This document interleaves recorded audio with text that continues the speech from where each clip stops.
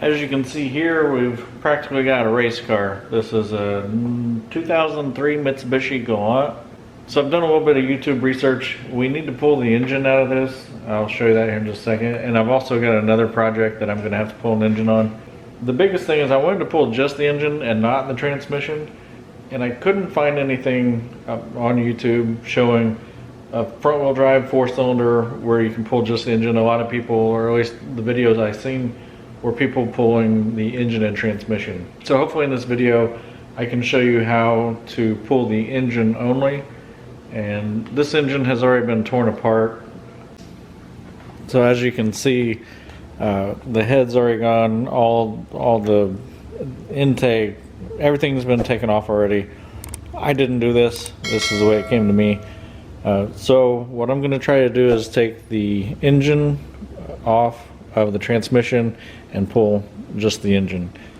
So in order to do that, I believe we're going to have to get underneath, and there should be an inspection plate for the flywheel down here. So once I get the car jacked up, we'll take a look there and see if that's the case. If it is, we should be able to get down there. As long as the engine is not locked up, we should be able to get the torque converter bolts out by turning the crank, pull a bolt, turn until we get to the next bolt, pull it, and there should only be 4. So we're going to go ahead and get this lifted up and see if we can find some torque converter bolts. Alright, so now that we got it to pop a wheelie, we're going to go underneath and take a look around, see if we can find that inspection plate and see if we can find some torque converter bolts. The other thing we're going to do is we're going to make sure that the crank will spin and that the engine's not actually locked up. Okay, here's that inspection plate I was looking for. Looks like we have a 14 millimeter here, 14 here, and then up here is a 10 millimeter. Should be another 10 on the other side. So I'm going to pull these bolts out.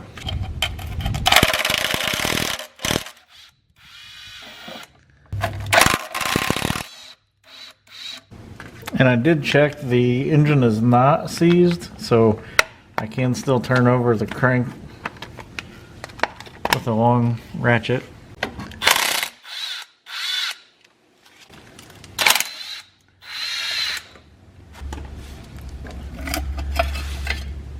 Perfect. So right here you can see a torque converter bolt. There should be 4 on here. I'm going to try and get that to where I can get to it.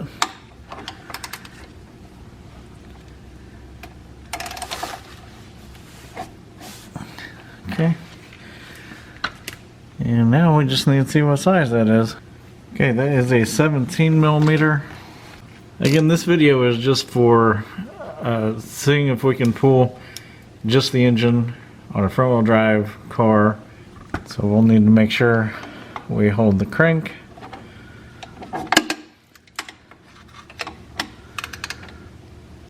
Alright, got the first one out, and we're going to go ahead and turn the crank.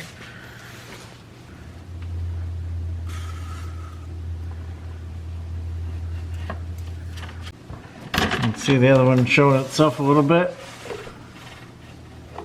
Okay, so we're going to go ahead and get that one out.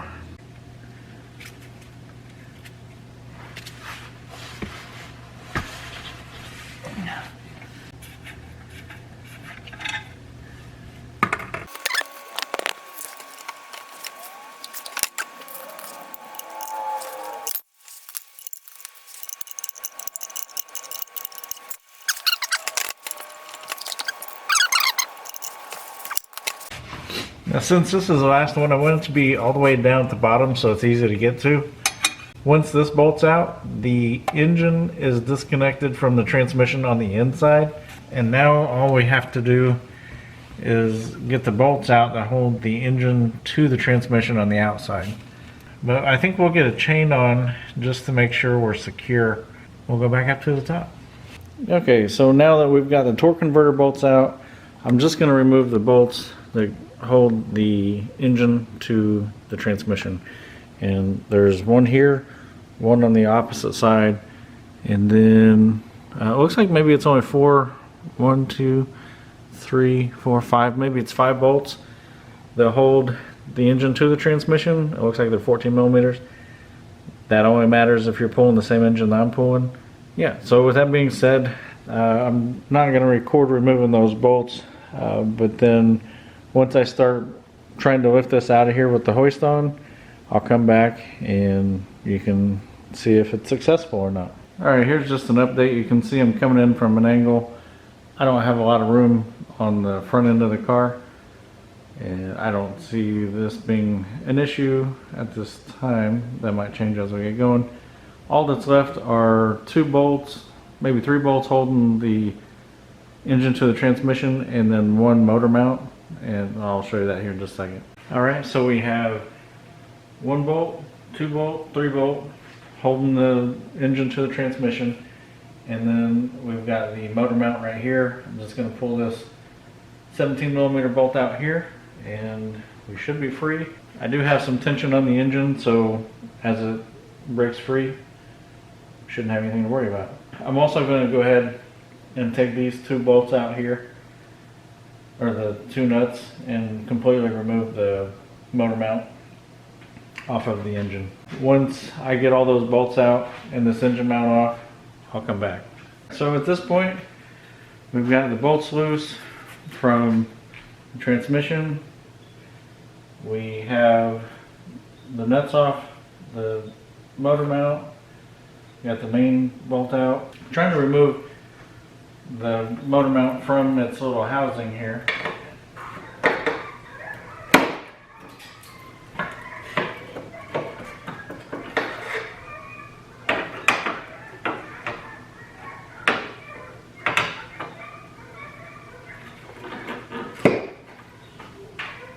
Like that.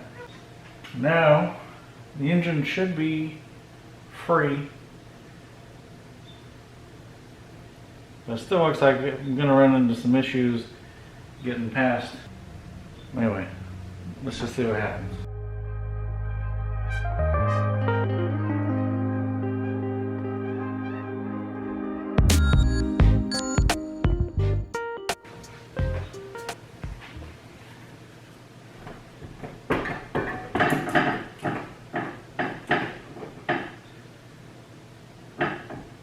Alright, we'll come back after I do a little checking here. Alright, I did just remove the crank pulley. It was a 22 millimeter. The only thing that's going to trip us up now is this AC compressor, because the bolt broke and it doesn't want to play nice. See what happens. I'm going to take a little tension off. I'm sure this is going to be a back and forth game.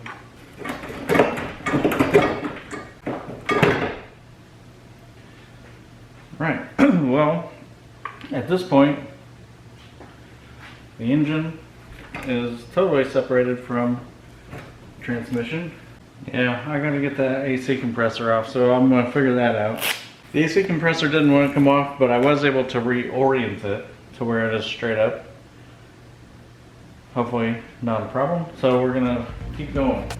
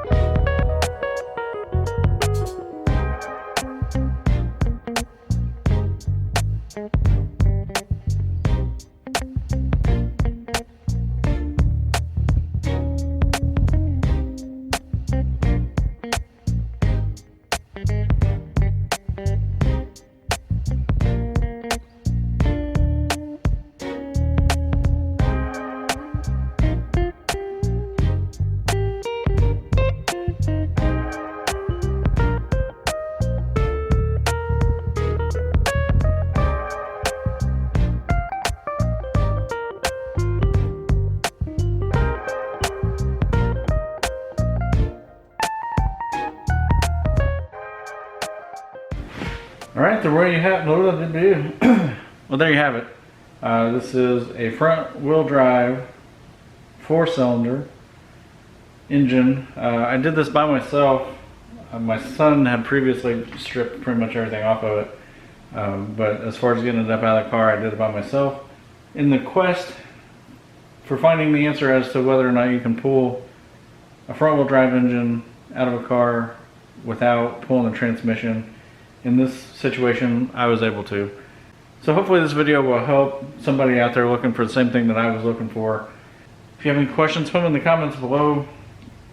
I'm not an expert. This is the first engine I've actually pulled by myself. I've done this with other people before, but this is the first time I've done it myself.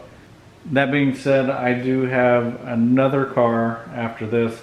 So my son's going to have this engine rebuilt. He's going to take it to a machine shop, have them do the work. I believe I'll be putting it back in, and he will hopefully be helping me. And then after that, I've got a Honda CR-V that I need to pull the engine, do the same thing. I'll probably be doing the rebuild, with the exception of machine shop doing the machine work. I appreciate you watching. If this was helpful, give me a thumbs up, and we'll see you on the next video.